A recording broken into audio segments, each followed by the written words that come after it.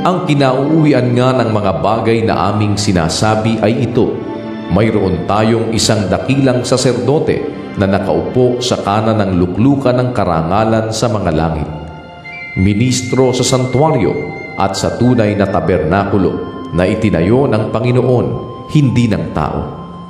Sapagkat ang bawat dakilang saserdote ay inilagay upang maghandog ng mga kaloob at ng mga hain naman. Sa ganito'y kinakailangan din namang siya'y magkaroon ng anumang ihahandog. Kung siya nga'y nasa lupa, ay hindi siya saserdote sa anumang paraan. Palibhasa'y mayroon nang nagsisipaghandog ng mga kaloob ayon sa kautusan, na nangaglilingkod sa anyo at anino ng mga bagay sa kalangitan, gaya naman ni Moises na pinagsabihan ng Diyos nang malapit nang gawin niya ang tabernakulo, sapagkat sinabi niya, ingatan mo na iyong gawin ang lahat ng mga bagay ayon sa anyong ipinakita sa iyo sa bundok. Datapwat ngayoy kinamtan niya ang ministeryong lalong marangal. Palibhasa'y siya na may tagapamagitan sa isang tipang lalong magaling na inilagda sa lalong mabubuting pangako.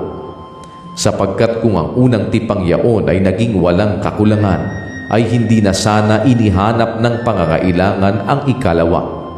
Sapagkat sa pagkakita ng kakulangan sa kanila, ay sinabi niya, narito, dumarating ang mga araw, sinasabi ng Panginoon, na ako'y gagawa ng isang bagong pakikipagtipan sa sangbahayan ni Israel at sa sangbahayan ni Huda.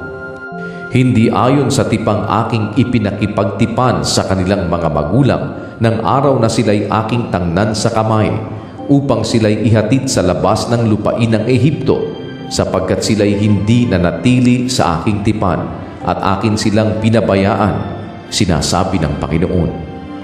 Sapagkat ito ang pakikipagtipang aking gagawin sa sangbahayan ni Israel pagkatapos ng mga araw na yaon, sinasabi ng Panginoon.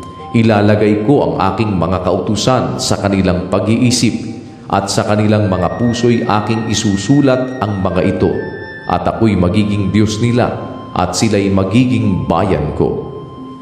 At hindi magtuturo ang bawat isa sa kanyang kababayan at ang bawat isa sa kanyang kapatid na sasabihing, kilalanin mo ang Panginoon, sapagkat ako'y makikilala ng lahat, mula sa kaliit-liitan hanggang sa kadaki-dakilaan sa kanila.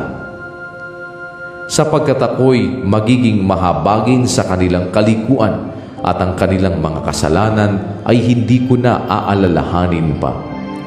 Doon sa sinasabi niya, isang bagong tipan, ay niluma niya ang una. Datapwat ang nagiging luma at tumatanda ay malapit nang lumipas.